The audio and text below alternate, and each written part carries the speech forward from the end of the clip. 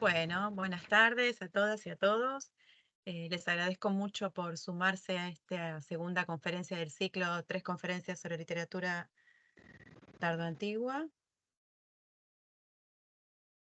Perdón, en esta segunda conferencia del ciclo a cargo de Marcos Carminiani, a quien ahora voy a pasar a presentar. Em, Les comento que esto forma parte de un ciclo que está organizado desde el área de estudios tardoantiguos del Instituto de Filología Clásica de la Universidad de Buenos Aires, al que pueden seguir en redes para enterarse de las actividades que están por venir y también encuentran videos de actividades anteriores que pueden ver o rever si estuvieron participando. Agradezco entonces al Instituto el espacio, sobre todo a su secretaria Jimena Palacios, por siempre apoyar las actividades del área. Y bueno, paso a presentar a nuestro conferencista de hoy. Marcos Carminiani es doctor en Letras, licenciado en Letras Modernas y licenciado en Letras Clásicas por la Universidad Nacional de Córdoba. Se desempeña como profesor titular de Filología Latina y profesor adjunto a cargo de Historia de la Literatura Latina en la Facultad de Filosofía y Humanidades y como profesor titular de Latín 1 y 2 en la Facultad de Lenguas, todos en la Universidad Nacional de Córdoba. Es investigador adjunto de CONICET y docente investigador categoría 2 en el programa de incentivos. Fue visiting professor en la Università degli Studi di Perugia y becario doctoral de la Escuela Normale Superiore di Pisa bajo la dirección del profesor Xavier Conte. Es profesor de la Maestría de Estudios Clásicos de la Universidad de Buenos Aires y del doctorado en Letras de la Universidad Nacional del Sur. Se desempeña como editor general de la revista Ordia Prima y como miembro del Comité Académico de Revistas Científicas de Italia, Brasil y Argentina. Ha dictado cursos de posgrado y conferencias en numerosas universidades de Europa y América. Actualmente dirige proyectos de investigación nacionales sobre intertextualidad en la literatura latina. Sus áreas de investigación son la novela latina, los centones virgilianos, la teoría intertextual y la tradición clásica en la obra de Borges. Sus publicaciones pueden encontrarse en academia.edu. Marcos, muchas gracias. Me da mucha alegría que hayas aceptado colaborar en el ciclo y bueno, te escuchamos, todo tuyo. Bueno, ¿me escucha bien? Sí, bien. Sí. Bueno, muchísimas gracias, Julieta, por la invitación. Obviamente el agradecido soy yo por poder estar presente acá en este ciclo, junto también con Gaby. La verdad es que, además de agradecerte, bueno, y felicitarte por la idea genial que tuviste de la creación de esta área de estudios tardos antiguos, ¿no? Dentro del Instituto de Filología. La verdad que era como una necesidad, ¿no? Que existía en nuestro país de crear un área en este sentido, sobre todo porque, bueno, nosotros tenemos una formación en la universidad generalmente muy centrada en la época de Augusto o en el siglo I después de Cristo, y el área tardo antiguo siempre había quedado muy relegada. Por suerte, en los últimos años eso se ha ido revirtiendo, pero yo creo que esto va a ser un espaldarazo fundamental para que en Argentina la literatura tardo antigua empiece a tener más visibilidad, digamos. ¿Sí? Así que bueno, agradecido por un lado, pero también muy entusiasmado por esto y bueno, y te felicito. ¿Sí? Gracias, Bueno, Marcos. les comparto el PowerPoint, así vamos a empezar.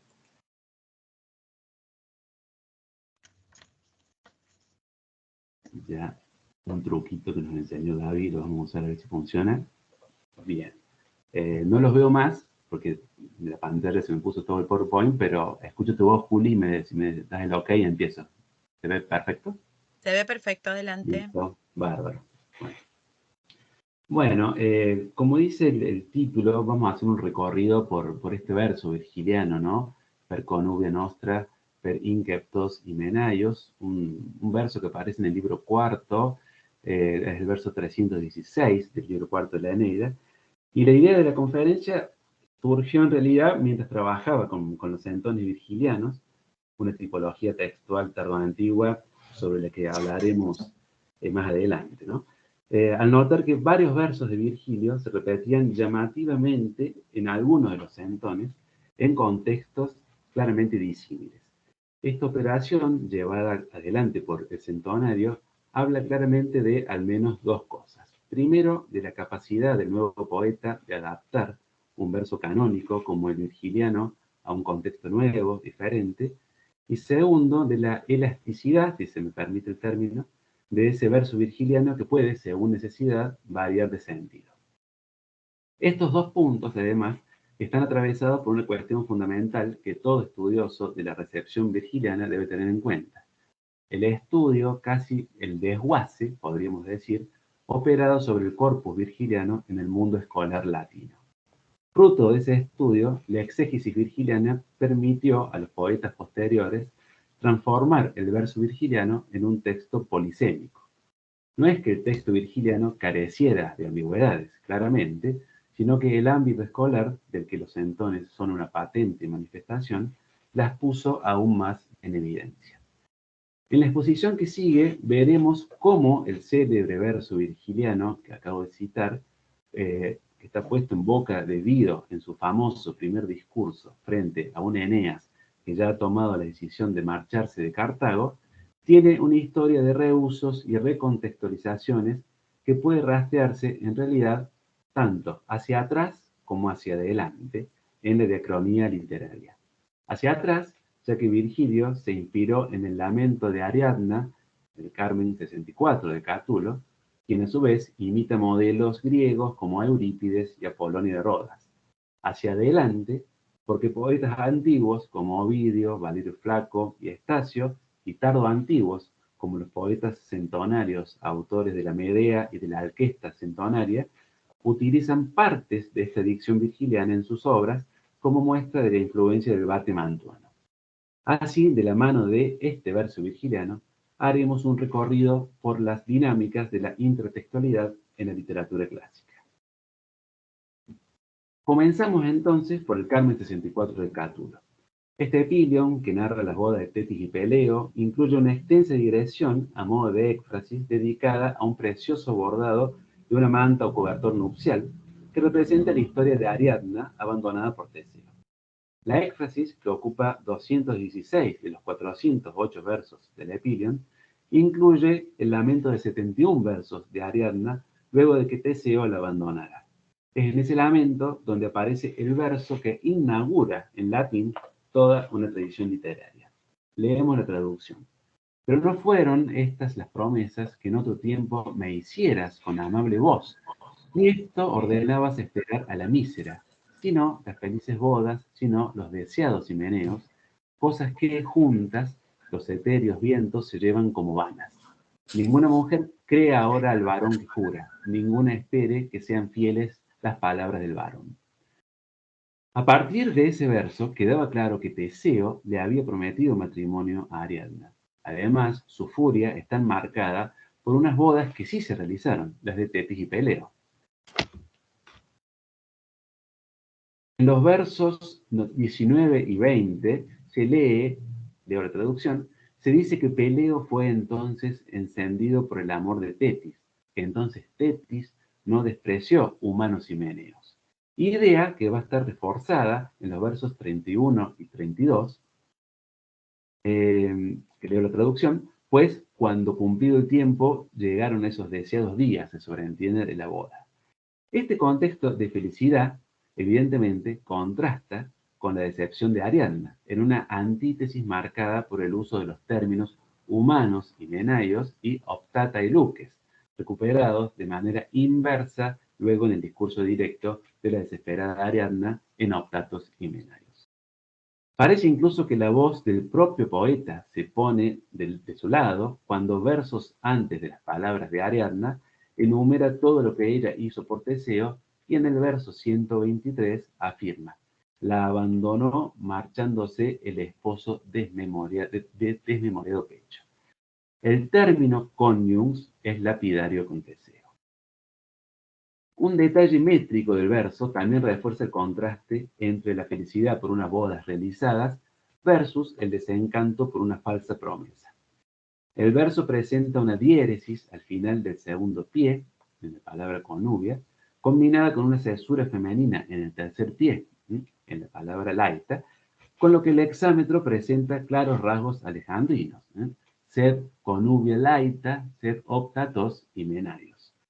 Este rasgo alejandrino se ve acentuado por la presencia del grecismo himenaios, que lo es no solo por el término en sí, del griego Jiméneos, sino también por el final tetrasilábico, típico de palabras griegas en poesía latina. Estos elementos permiten que buena parte de la crítica relacione este verso con el esquema métrico del epitalamio del Carmen 61, las estrofas compuestas por gliconios y ferecracios, en el sentido de que el verso puede ser leído también sed conubia laita sed, optatos y menarios. De esta manera, Catulo muestra su virtuosismo neotérico para vincular en antítesis extrema el canto lleno de alegría y fiesta del Carmen 61, el epitalamio de Mal de Torcuato y Vinia Aurunculeya, con el desolado presente de Ariadna y sus bodas incumplidas. Para finalizar con la sección dedicada a Catulo, es fundamental mencionar cuáles fueron las posibles fuentes griegas de inspiración para este verso. Hay un consenso generalizado de que el discurso de Ariadna presenta fuertes reminiscencias del lamento de Medea en Eurípides. Pero, para nuestro verso en particular, es evidente la influencia de las argonáuticas de Apolonio de Rodas. Leo un pasajito del libro cuarto, cuando Medea se dirige a Jasón de esta manera. Esónida, ¿qué plan es ese que has tramado respecto a mí? ¿Acaso los triunfos te han hecho caer por completo en el olvido y nada te preocupas de cuanto me decías, dominado por la necesidad?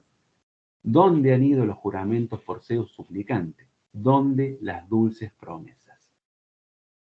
Se puede notar el pronunciado uso de versos encabalgados como una marca estilística de la furia de Medea, que influirá luego en Catulo y en mayor medida en Virgilio. Cabe destacar que el uso de Meligrai y Posgesiai abarca las bodas deseadas por Medea y prometidas por Jasón, pero también es cierto que es un topos en Apolonio el uso por parte del héroe de palabras dulces como la miel, cuando su situación es apremiante, como cuando está por responderle a Medea luego de su discurso, dice el narrador, ¿no? Pero Jasón, temeroso, le habló así con palabras melifluas. Ahí tienen de nuevo el mismo término, ¿no? Meligiois epésim. O como cuando el narrador se inmiscuye en el corazón de Medea cuando ésta se enamora de Jasón en el libro tercero. En sus oídos sin cesar surgía su voz, la voz de Jasón, y las palabras dulces que pronunció. Esta técnica será imitada luego por Virgilio cuando nos relate en los memorables primeros versos del libro cuarto los síntomas del furor amoroso en Dido. Sin embargo, un eco de estas palabras dulces de Jasón repercute en Teseo, cuando Ariadna le recrimina así, el verso 139, ¿no? Pero no fueron estas las promesas que en otro tiempo me hicieras con voz encantadora, blanda voz. Asimismo, en un pasaje que resonará muy fuerte en Dido, o al menos en su inconsciente intertextual, en Apolonio también, Jasón le promete a Medea lo siguiente. Infeliz, que el propio Zeus olímpico sea testigo del juramento y era conyugal, esposa de Zeus. De verdad te instalaré en mi morada como legítima esposa cuando lleguemos de regreso a la tierra de la Hélade. Así le dijo y al instante unió la mano derecha a su mano, en un gesto típico del epitalamio, ¿no? La de extrarum iunctio, posteriormente que va a ser aplicada en el mundo romano. Pasemos ahora sí a nuestro verso virgiliano, el famoso juramento de Dido. Su contexto de aparición es harto conocido por todos. El discurso de Dido, una vez que presintió la huida de Eneas, y finalmente se entera por la fama de los preparativos para la partida troyana. Leo la traducción del pasaje. ¿Acaso huyes de mí por estas lágrimas y por tu diestra, puesto que ya ninguna otra cosa me dejé para mí, desgraciada, por nuestro matrimonio iniciado, por nuestras bodas iniciadas? Si algo merecí de tu parte, o si algo mío fue dulce para ti, yo te lo suplico, si todavía hay lugar para las plegarias, compadécete de una casa que se viene abajo y abandona esa decisión. Traduje por nuestro matrimonio iniciado y por nuestras bodas iniciadas, siguiendo lo que dice Gilbert Haigett, que él entiende los dos adjetivos, es decir, nostra e incepta, ¿sí? Esperen que no sé qué pasó acá? Acá, perdón. Le decía, siguiendo a Hayek, que él entiende los dos adjetivos, nostra e incepta, perdón, como en apocoinú, digamos así, con los dos sustantivos. Por eso la traducción. Bien. El verso se encuentra, vuelvo para atrás y lo siguen viendo un ratito. El verso se encuentra en el segundo acto de la tragedia, que es el libro cuarto de la Eneida, y que empieza ese segundo acto con el segundo ad regina, del verso 296. Ad regina dolos, quis palere posit amantem, praesensit.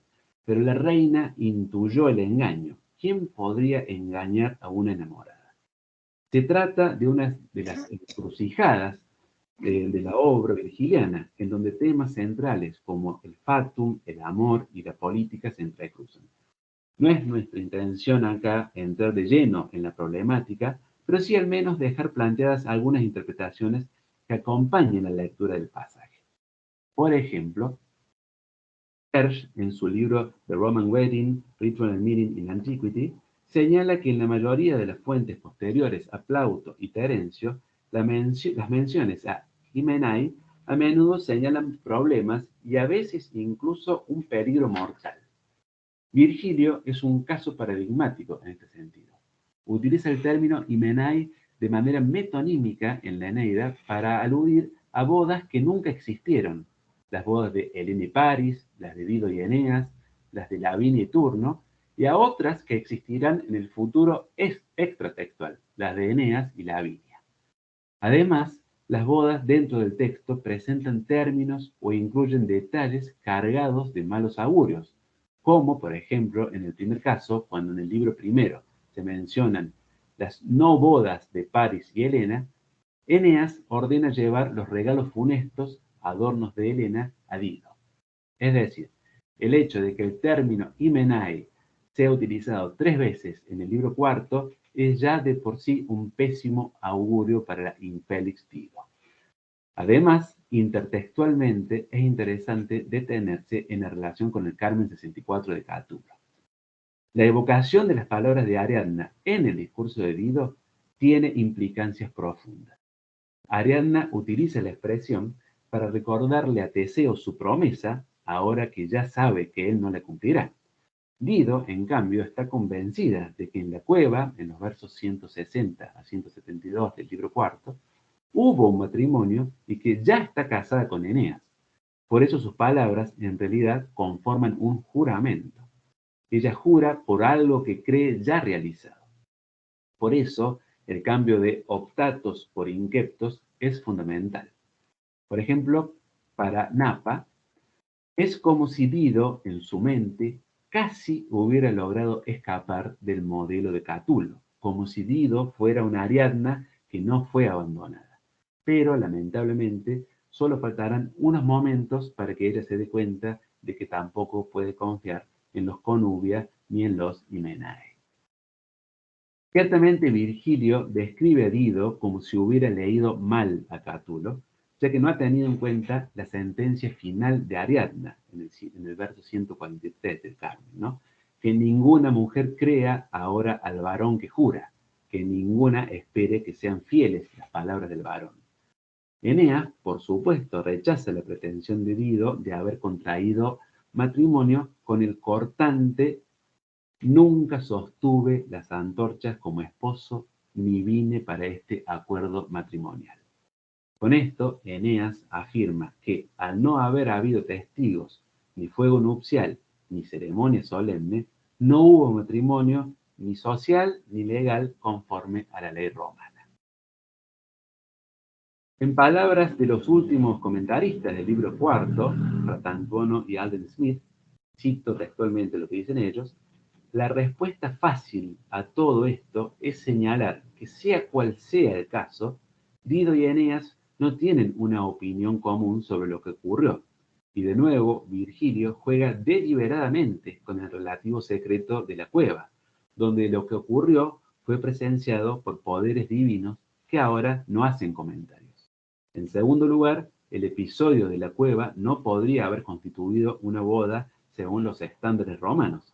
Y en tercer lugar, Inqueptos no es optatos de Catulo, y la palabra implica claramente que algo está incompleto. Cierro la cita. Con respecto a la imitación de Catulo, en Virgilio también hay un ritmo inusual griego, ¿no? Lo leo de nuevo: per conuvia nostra, per inceptos himenaios. Noten que no hay cesura fuerte en el tercer o cuarto pie. El verso se divide a la manera griega en dos partes rítmicamente casi iguales en el término nostra.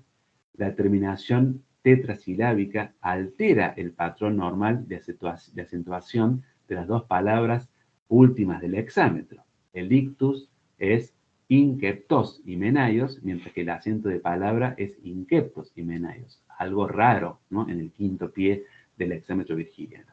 Además, el final del segundo pie coincide con el final de una palabra, conuvia, como ocurría en Catulo, pero esto es muy raro, rarísimo en Virgilio. El homenaje a Catulo es más que evidente incluso en lo métrico, con un tono aún más solemne y lleno de pathos, porque se trata de un juramento. Como señalaba De Witt en un libro del año 1923, casi 60 años antes de que Gerard Genet publicara su seminal libro sobre intertextualidad, palimpsestos, cito lo que dice De Witt: parece como si Virgilio estuviera contando dos historias. El tenue fantasma de Ariadna está siempre en el fondo. Hay una segunda profundidad en el lenguaje y una segunda profundidad en el pensamiento. Virgilio escribe sobre palimpsestos. Y esta cita, hago un breve paréntesis, la traigo justamente para que notemos cómo los estudios literarios de la literatura latina tenían muy en claro que la literatura latina funcionaba a partir de la imitatio con la intertextualidad. E incluso el término palimpsesto, ¿no?, que después se va a hacer famoso con Genet, ya era usado en ese sentido mucho antes de que Genet escribiera su libro. Luego de Virgilio, la expresión per conuvia nostra, per inceptos himenaios no aparece nunca más completa en la literatura latina hasta llegar a los centones virgilianos. Sin embargo, sí tenemos registro de partes, de mistiquios de este verso, ¿no? De conuvia nostra en Metamorfosis de Ovidio, en el mito de Atalanta e Hipómenes, y en la Tebaida de Estacio. Si bien tendremos que dejarlos de lado por cuestiones de tiempo, es muy interesante sobre todo el caso de Estacio, donde las bodas que se producen entre Polinices y Argia, y Tideo y Deípile, están cargadas de malos augurios. En el caso de Inqueptos y Menaios, un solo poeta la retoma posteriormente. Se trata del otro gran poeta épico Flavio, Valerio Flaco, que incluye el sintagma en el último libro, lamentablemente incompleto, de su Argonáutica. Leo la traducción. ¿Qué nuevo temor impidió los himeneos comenzados y turbó los lechos e interrumpió el sacrificio caliente?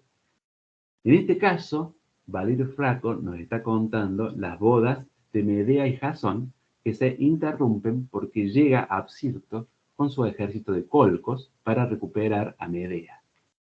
Sin embargo, el rito matrimonial, hasta la interrupción, venía siguiendo el protocolo necesario para que sea legal. Leo unos versitos antes de la frase citada recién, ¿no? Dice el narrador. Después, cuando vino con su esposa Elesónida a las aras sacrificiales, y juntamente se aproximan y a la par comienzan a rogar, presenta Pólux el fuego y el agua nupcial, y ellos se vuelven a la par hacia la derecha.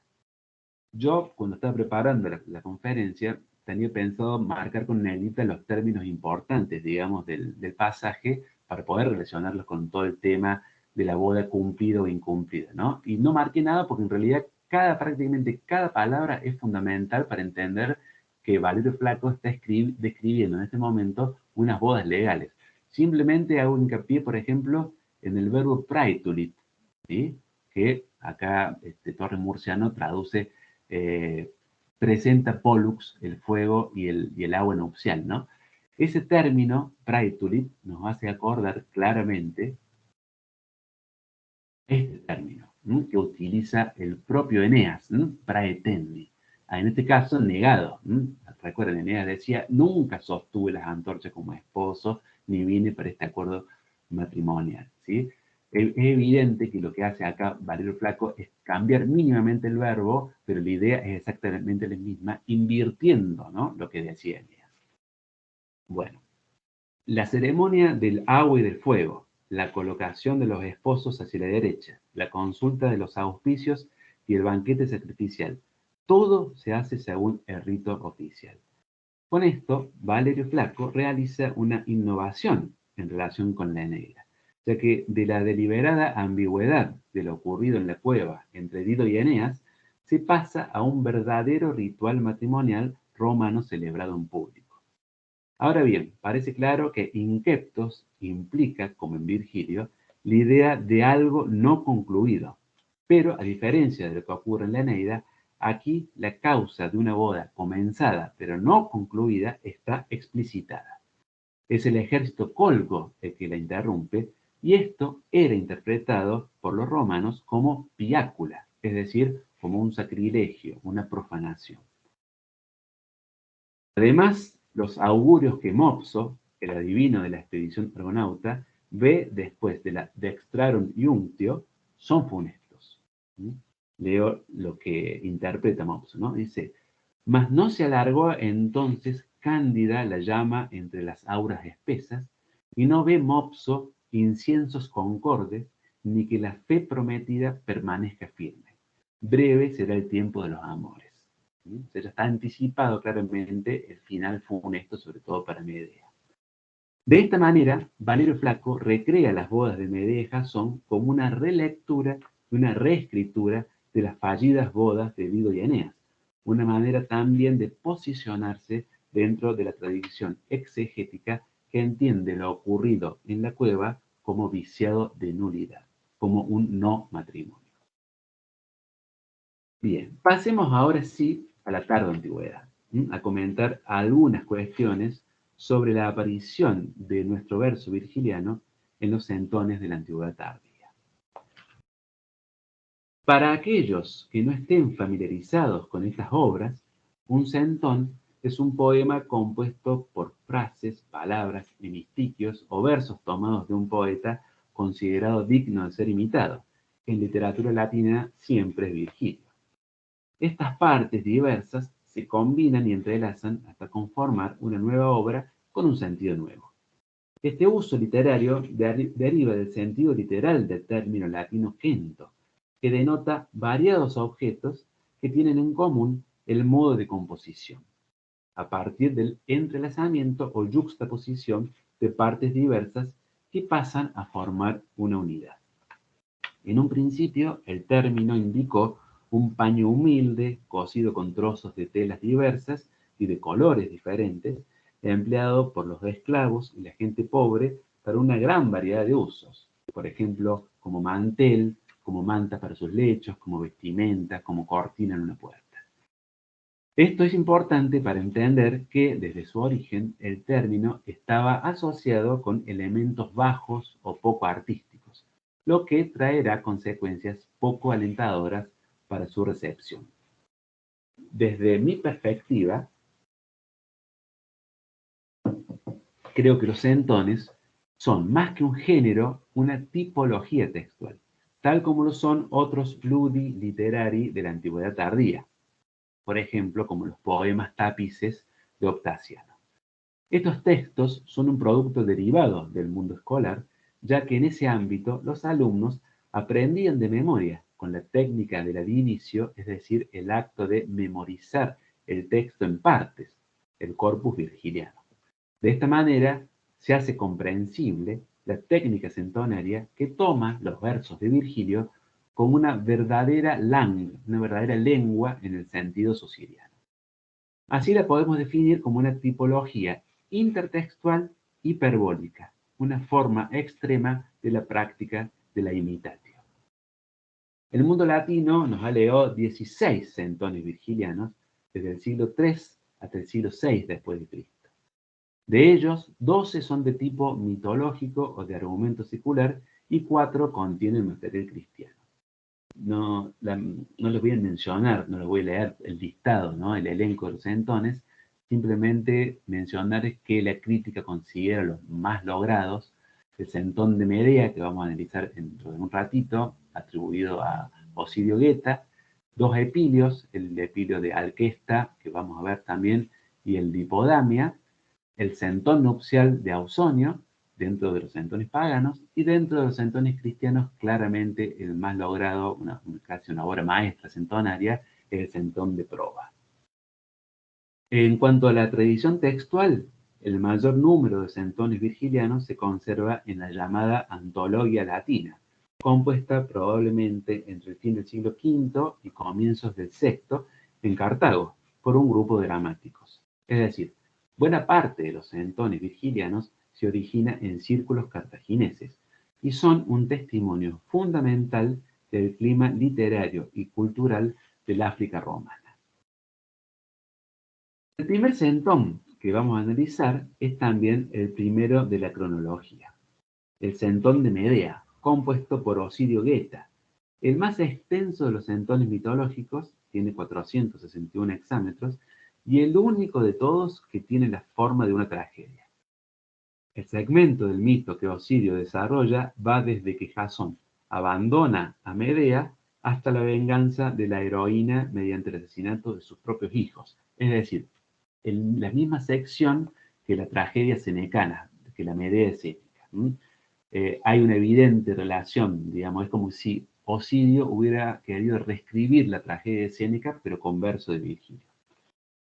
Ovidio, gran lector de la tradición literaria latina, concibe su personaje de Medea no solo a partir de la obvia caracterización de Dido que nos brinda Virgilio, sino también a partir de las caracterizaciones que de la propia Medea hicieron Ovidio en sus diferentes tratamientos del mito y Séneca, sin dejar de lado a la Ariadna de Cátulo. Nuestro verso virgiliano aparece completo en el centón, pero de una manera muy particular. Fíjense que está invertido, ¿no? En vez de ser per conubia nostros, per inceptos himenaios, aparece separado y encabalgado invertido, en los versos 211 y 212. Para aquellos que no estén familiarizados con una especie de aparato crítico centonario, esto que incluí debajo del texto, son con los números de versos, son los hemistiquios de donde proceden los versos del centón. Por ejemplo, ¿no? Mene fugis perego as lágrimas pertenece al libro cuarto de la Eneida, versos 3-14, es decir, 2 versos antes de nuestro verso, y la segunda parte del verso 10, el segundo mistiquio, está extraído del verso 56 del libro 12. Bueno, hecha esta brevísima aclaración, leamos entonces la traducción de estos versos de Centón. ¿Acaso huyes de mí? Yo por estas lágrimas, por si alguna deferencia hacia la amada toca tu corazón, por nuestras bodas ya iniciadas, por nuestro matrimonio y por los banquetes a los que llegaste como extranjero, te ruego, ten piedad de un corazón que sufre cosas inmerecidas. El discurso se encuentra en la tercera escena del centón, la escena más extensa y más importante, porque en ella ocurre el encuentro entre Medea y Jasón, de un modo semejante a lo que ocurría en la Medea de Séneca. Medea está furiosa con Jasón porque la abandonó después de todos los servicios que le prestó para conseguir el vellocino de oro. Su juramento tiene una intención diferente de la pretensión de Dido. Mientras que la reina cartaginesa jura con el deseo, remoto es cierto, pero todavía mínimamente esperanzado, de convencer a Eneas, Medea jura absolutamente en vano, porque sus cartas ya estaban echadas. Incluso Jasón estaba a punto de casarse con Creusa y Creonte ya la había desterrado de Corinto. ¿Por qué entonces su juramento? Podemos mencionar 3 motivos, uno textual y 2 intertextuales. Por un lado, por el lado textual, Medea trata de ganar tiempo intentando ablandar de alguna manera el corazón del héroe para llevar a cabo la venganza, el infanticidio y el envenenamiento de Creusa. Pero también intertextualmente hay 2 cuestiones. Primero, en la tragedia de Séneca, Medea le dice a Jasón: por la esperanza que suponen tus hijos y por el hogar seguro que ya tienes, por los monstruos vencidos, por estas manos por las que nunca miré cuando de ti se trataba, por los terrores pasados, por el cielo y las olas, testigos de mi matrimonio, ten compasión. Y fíjense la similitud de la plegaria, no del ruego, con el centón. En una estrategia muy particular, pero típicamente centonaria, Ovidio alude a la Medea de Séneca con verso virgiliano. Así, la historia de Dido contiene elementos que forman parte de la Medea de Séneca y que Ovidio saca a la luz en su centón. La intertextualidad funciona entonces hacia atrás, como es natural, con la alusión de Séneca a Virgilio, es decir, Medea a Dido, pero también hacia adelante, con la alusión de Virgilio a Séneca a través del centón. La segunda cuestión intertextual tiene que ver directamente con la dicción virgiliana y con Dido en particular.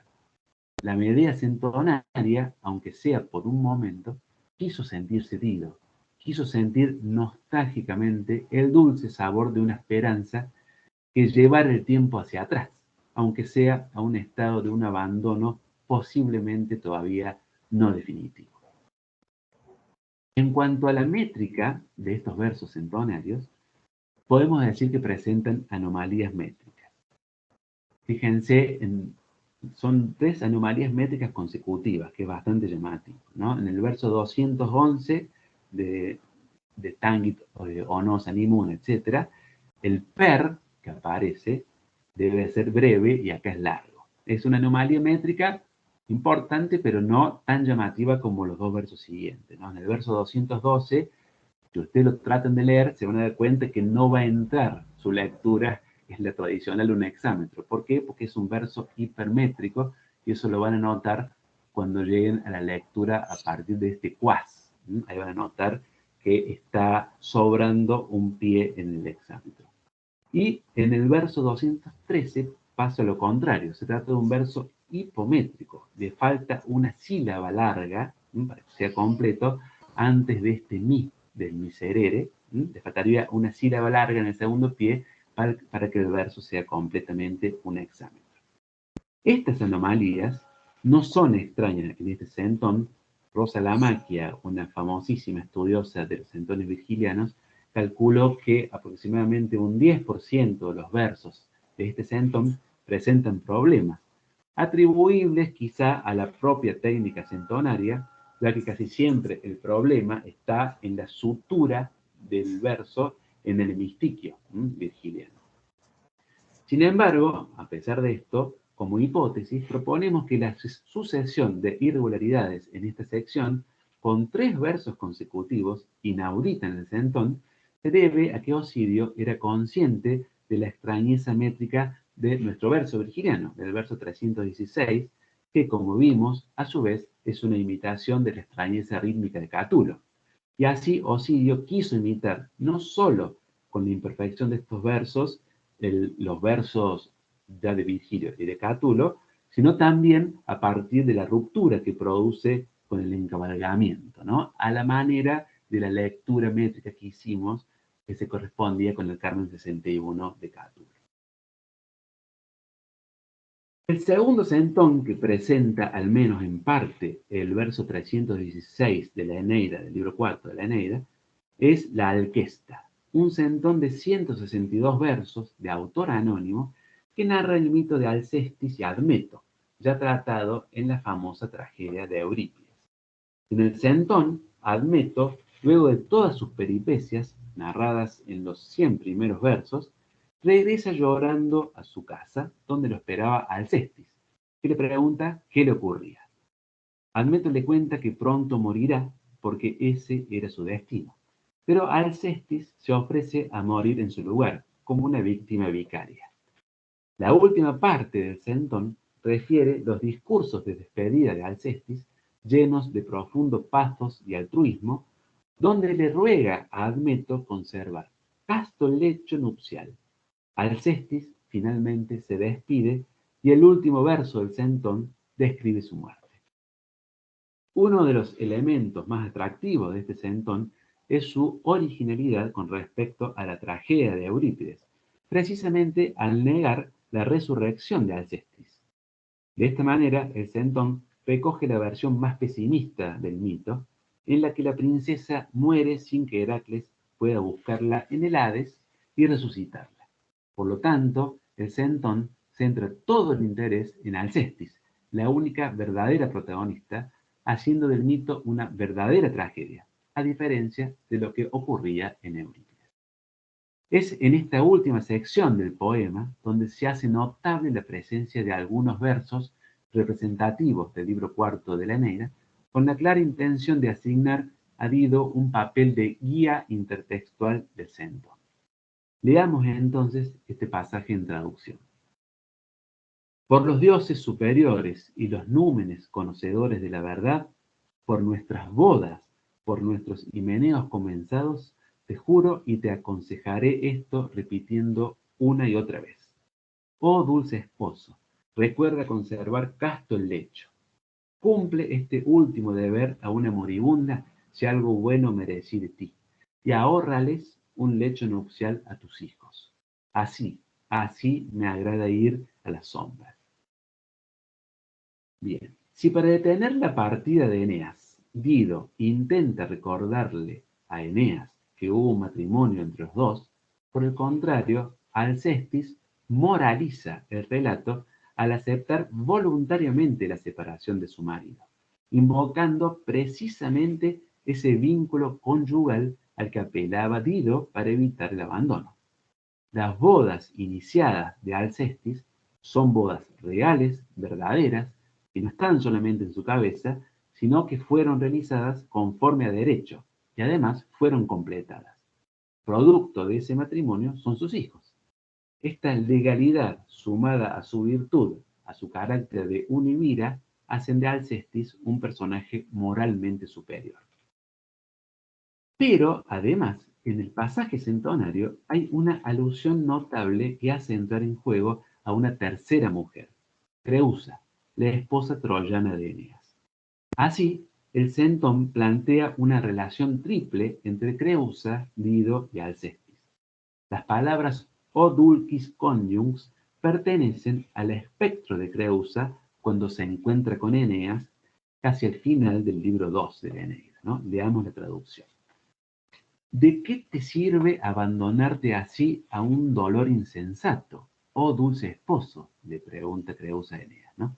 Estas cosas no suceden sin la voluntad de los dioses. Ahí, por Italia, ¿no? Ahí las cosas te irán bien y encontrarás un reino y una esposa real. Deja de llorar por tu querida Creusa. Adiós, entonces, y conserva el amor de nuestro hijo en común. Creusa sabe que el destino de Eneas está en Italia, con otra mujer, pero le recuerda que cuide a Ascanio, el hijo de ambos. Eneas describe a Creusa como infélix unos versos antes, lo que da lugar al comentario de Servio. Servio dice vi, non sibi, refiriéndose a Eneas, ¿no? Es decir, Creusa es desgraciada, infeliz, para Eneas, no para ella misma. El adjetivo se aplica a lo que siente Eneas acerca de su esposa. La tristeza es de Eneas. Esta es la primera pista importante para entender la relación con Alcestis, quien también es desdichada, pero en el sentimiento de Admeto. Sin embargo, la decisión de inmolarse por su esposo le permite a Alcestis pedirle a Admeto algo que Creusa sabe que será imposible evitar en el caso de Eneas: el nuevo matrimonio. Creusa explícitamente afirma que Eneas encontrará una nueva esposa, porque ese es su fatum, mientras que Alcestis explícitamente le pide a Admeto el munus, el deber de no casarse de nuevo. La legalidad del matrimonio y la inmolación de Alcestis garantizan que no habrá otra boda en el futuro. El hemistiquio final del pasaje que tenemos en pantalla es revelador de este optimismo por parte de la reina, ¿no? Sic iubat ire sub umbras, ¿no? Así me agrada ir a las sombras. Solo hace falta recordar el origen de ese hemistiquio, ¿no? Son las novísima verba de Dido, las últimas palabras de Dido, cuando a ella le agrada morirse, irse a las sombras, porque tiene en mente la idea de la venganza, ¿no? De un destino aciago para Eneas y el futuro, ¿no? Obviamente se está refiriendo ahí a las guerras púnicas.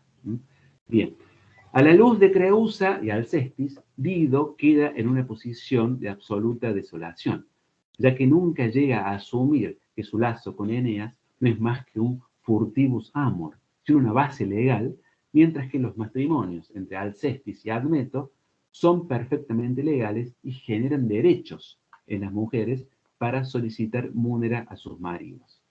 La prohibición de futuras nupcias en el caso de Alcestis y el cuidado del hijo en común en el caso de Creusa. Dido no solamente no puede solicitarle nada a Eneas, sino que como Medea, lo único que le queda es el deseo de venganza futura. Así, a partir de la relectura realizada por este centón, la tragedia de Alcestis en realidad vuelve mucho más trágica y terrible de la tragedia de Dido. La reina de Cartago es la imagen misma de la desolación. El análisis de esta mínima sección del poema centonario demuestra que la resignificación de los versos virgilianos implica una novedosa caracterización de Alcestis, que simboliza en el texto todas las virtudes de una matrona romana, sobre todo la pietas conyugalis. Alcestis es entonces una suerte de antidido. El centón representa los ideales de la más rígida paideia latina, pietas hacia el esposo, virtus, laus post mortem, con el típico pragmatismo ético de los romanos, para quienes el exemplum que se da es fundamental. Para concluir con este recorrido intertextual a través de un verso virgiliano, intentamos mostrar y demostrar la plena conciencia y el excelso dominio por parte de los autores latinos de su tradición literaria, conciencia y dominio que los lleva a un diálogo permanente e innovador con esa tradición establecida y prestigiosa. Ese diálogo les permite realizar no solo nuevas lecturas sobre los mitos o los personajes, sino también nuevas interpretaciones, en este caso del propio corpus virgiliano. Sus textos son, en definitiva, una muestra cabal de que a veces la poesía es crítica literaria en verso. Bueno, les agradezco mucho por la atención.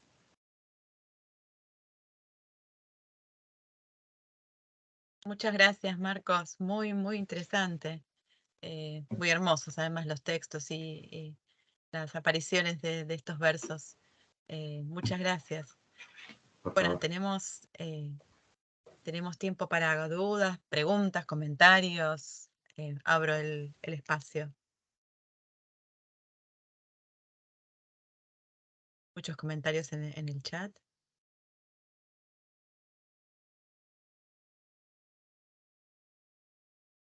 Yo tengo un comentario, una pregunta, pero no sé si alguien más quiere hablar para no copar. Bueno, te pregunto, pero es una duda como más, un poco más general, Marcos. Bueno, es una duda, quería saber tu opinión, que, bueno, la dijiste, pero quería eh, saber un poco más. Vos estás como, o tu opinión es que el centón es una tipología textual, no un género. Sí. Así es, Y así es. querés comentar un poco, eso me interesa mucho a mí, estas Sí, categorías, digamos.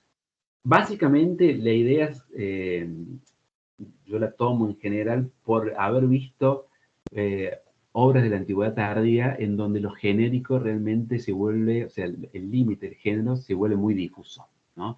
Entonces, por ahí, llamarlo género a esta práctica centonaria me parece un poco ir a contramano, digamos, de lo que ocurre en esa época, ¿no? Que es justamente una época donde justamente los géneros han ido mutando, han ido Sí. cambiando y ya cualquier poeta sabe que el género en el que posiblemente está escribiendo ha ido variando demasiado, mucho a lo largo de los años, y no es el género al cual podría estar aludiendo, por ejemplo, si escribiera una épica a la manera virgiliana. Esa épica va a ser diferente, el epigrama va a ser diferente, ¿sí? incluso el epíleon va a ir cambiando. Entonces me parece que en una época en donde la característica fundamental es es incluso esa mezcla de géneros que puede haber en un género en particular, me parece que sería ir de contramano llamarle a esto, a esta práctica sintonía, género, ¿no? Justamente por eso. Quizás tipología textual está más de la mano de eso que mencionaba ahí en la exposición, ¿no? De esas prácticas tan llamativas, de esos especies de caligramas avant la lettre que son los poemas tapices de Octaciano, ¿no? Entonces, Sí, que tampoco uno podría llamar eso género, sino no, no. un tipo particular, una experimentación poética particular. Sí, sí, gracias. Sí, sí, es muy convincente, sí. Sí, o sea, es una idea. Sí, pues por Alguien supuesto, puede sí, tener sí. una idea, puede salir hablando, bueno, se puede seguir llamando género, porque son géneros justamente nuevos, géneros experimentales, ¿no? Claro, Es claro. una, es una sutileza por ahí semántica, pero claro, hay que justificar desde el punto de vista de la diacronía literaria y del momento particular de la antigüedad tardía dentro del campo literario latino, digamos, ¿no? Claro, claro. Sí, sí. Sí, muchas gracias. Sí. Preguntas, comentarios.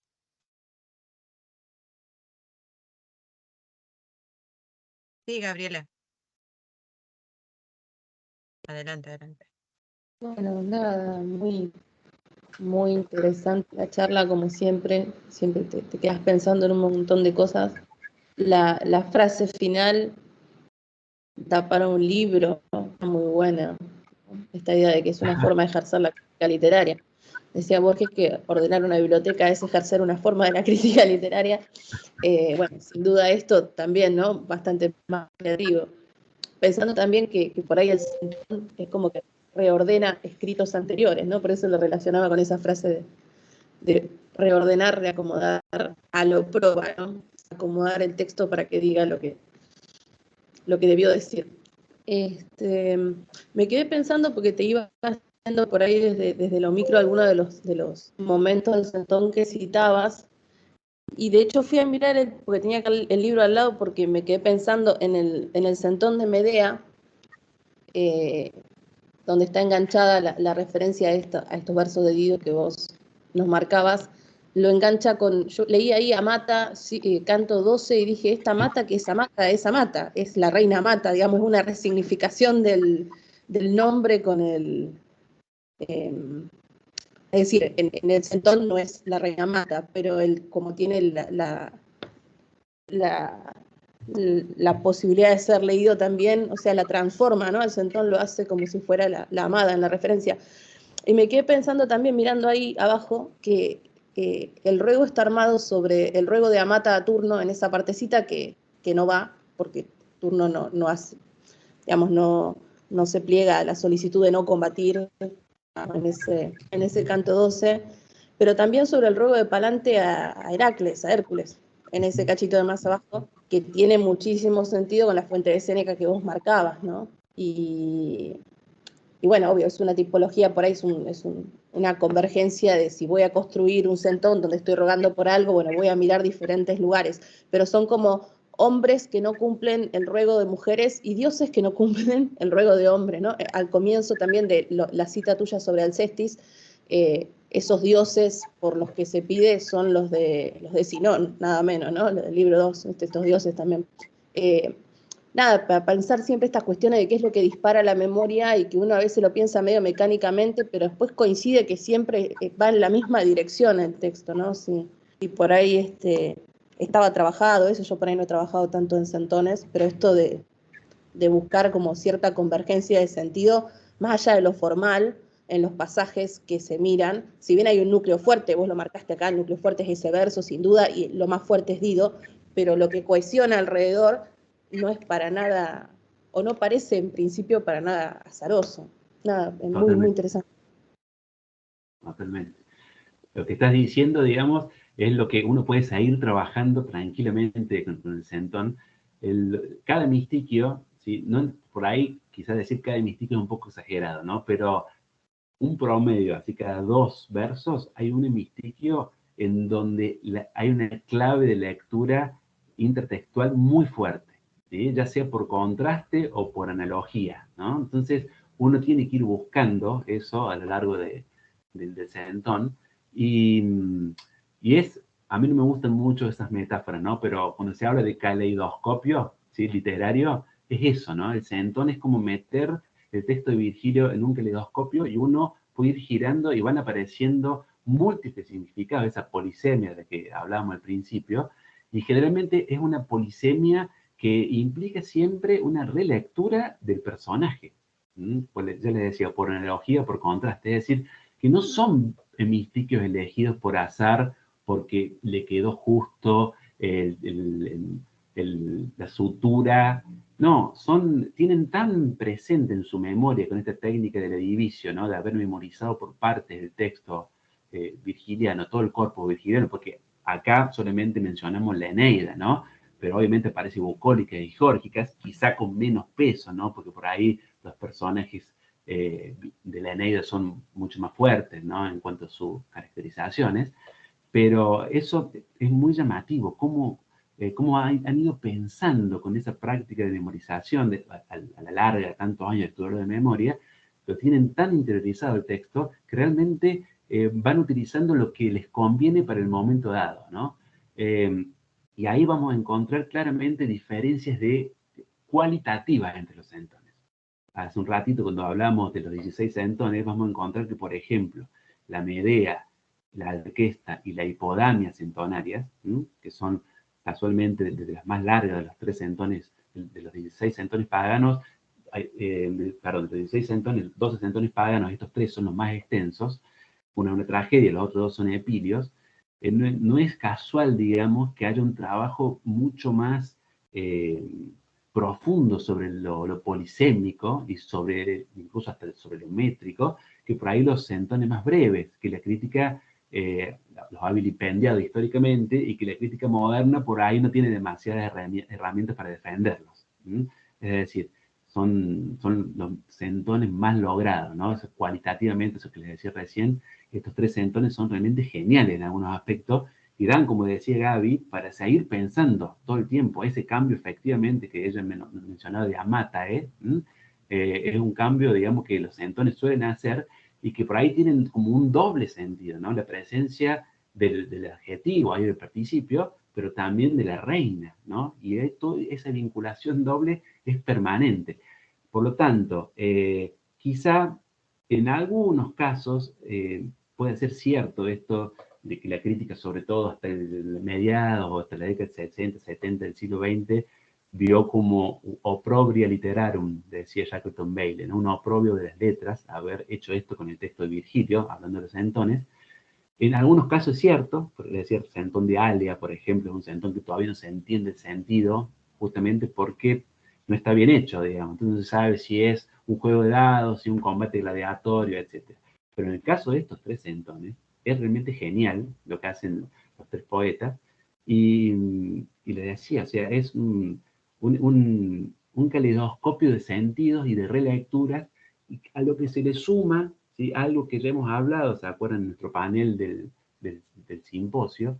Esto de que sean textos, estos 3 por lo menos, del norte de África, de Cartago, y en donde el personaje Dido era importante también, era un personaje nacional. Entonces, hay que ver cómo se trataba eso. Entonces, entra en juego eso también, ¿no? Entonces, son muchas variables y esa última frase, ¿no? De que la poesía es crítica literaria en verso, yo creo que en los centones llega a su punto hiperbólico, digamos.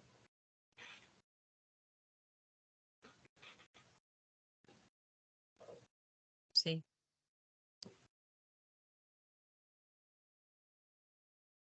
¿Alguien más quiere hacer algún otro comentario, pregunta?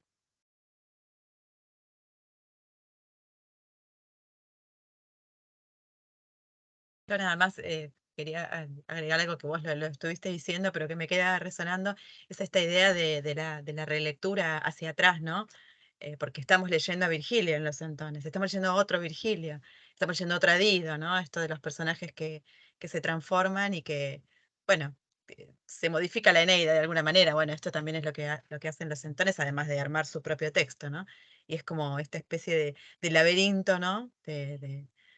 de textos o de frases en los que uno se mete y, bueno, y se muestra como este entramado de la literatura latina, especialmente la tardoantigua, pero también, como vos habías dicho al principio, una característica de la literatura latina en general, ¿no? Porque ya lo teníamos en el propio Virgilio, como arrancaste en tu exposición. Así que, bueno, sí, es muy interesante el Centón también como esta puesta en escena, ¿no? Del entramado y como punto de entrada, ¿no? A la literatura, aunque es complejo porque hay que conocer la literatura previa, pero bueno, Exacto. tiene esa característica. Sí.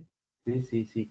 Y los textos intermedios que hay, digamos, entre Virgilio y los centones son muy importantes porque le dan un plus de significado, digamos. Esta idea de intertextualidad hacia el futuro, que parece Sí, como un oxímoron, digamos, pero es realmente posible gracias a esa práctica centonaria, ¿no? El hecho de que Virgilio pueda aludir a Séneca. Parece una claro, locura, claro. pero así eso ocurre, ¿no? Entonces ahí se produce como un triple diálogo del que puede, digamos, es muy rico desde el punto de vista para los estudios, ¿no? Para los estudios literarios tardoantiguos. Por eso, si alguien está escuchando la presentación y no está decidido qué trabajar, la literatura tardoantigua es una cantera casi inagotable de estas posibilidades, ¿no? Y Así eso, es. el Centón solamente una muestra, pero casi toda la literatura tardoantigua funciona así, ¿no? Con muchos filtros intermedios. Quizás sí, Virgilio es el texto madre por naturaleza al que se van a aludir todos los autores, dependiendo obviamente del contexto. Pero todos los filtros intermedios, ¿sí? Los autores que están entre Virgilio y la Antigüedad Tardía, van a ir funcionando permanentemente. Y eso enriquece claramente la interpretación y nos da nuevas herramientas para seguir interpretando, ¿no? Entonces, me parece que una de las ideas también bueno, de este ciclo de conferencias también es eso, ¿no? Abogar porque los estudiantes se vuelquen también al estudio de la literatura tardoantigua, que es realmente una cantera inagotable. Sí, sí, sí, totalmente. Sobre todo hablar sobre estos textos que, bueno, vos también empezaste hablando de eso, Marcos, de que, bueno, que son textos que no los recibimos, que no recibimos como formación en el grado, o quizás muy tangencialmente. Y bueno, nada, hay que difundirlos y estudiarlos y mostrarlos, ¿no? Mostrar los textos y los estudios que se pueden hacer. Así que sí, ese es uno de los objetivos Totalmente, principales de totalmente. Aparte, la digamos, actividad. hoy estamos en una época, en un contexto, digamos, epocal que nos permite ya mirarlo con un ojo positivo, digamos, con una mirada Sí, sí, sí, positiva, ¿no? Que estamos estudiando algo realmente interesante, ¿no? sí, No sí. como hace 50 años, digamos, que si uno estudiaba Antigüedad Tardía, era estudiar un epígono. ¿M? Eso ha Claro, cambiado claro. por suerte y, digamos, hoy en día nos llegan informaciones de todo el mundo, digamos, de workshops, congresos, etcétera, prácticamente dedicados solamente a los estudios tardoantiguos, ¿no? O sea, eso es Sí. un gran aliciente también para aquel que quiere empezar a estudiar. Sí, tal cual. Se salió de ese callejón medio sin salida, que era, bueno, esto es Exacto, literatura derivada, menor, que nos sirve. Y exacto, bueno, esta nueva mirada hace que se enriquezcan también los textos. Sí, sí, tal la cual. perspectiva, sí, lo es todo en esto, ¿no? Sí. Exacto, exacto. Bueno, no sé si hay algún otro comentario, pregunta. Si no, bueno, te vuelvo a agradecer, Marcos, muchísimo por la conferencia que estuvo hermosa y muy interesante, como siempre. Y les agradezco mucho a todas y a todos por haberse conectado a compartir. Y las invito el próximo viernes a la última conferencia del ciclo, que va a ser sobre Fulgencio, que voy a hablar yo. Y bueno, también otro lector de Virgilio muy interesante y que se enlaza con esto que venimos hablando desde otro lugar, pero bueno, vamos a ver cómo dialoga también con esta tradición. Así que es el mismo link, si alguno, ya los que están acá que tienen el link, es el mismo link, y el que quiera inscribirse para recibir certificado del instituto, puede hacerlo al email que figura en los flyers y eh, después tendrán su certificado. Bueno, Así que bueno, muchas gracias a todos y a todas por la atención y muy buen fin de semana. bueno, muchas gracias a vos, Juli, muchas gracias a todos los que han estado ahí presentes, Gaby, Ale, etcétera, a todos, a los que han escrito en el chat también. Yo no podía ver porque tenía la presentación, pero les agradezco mucho los mensajes.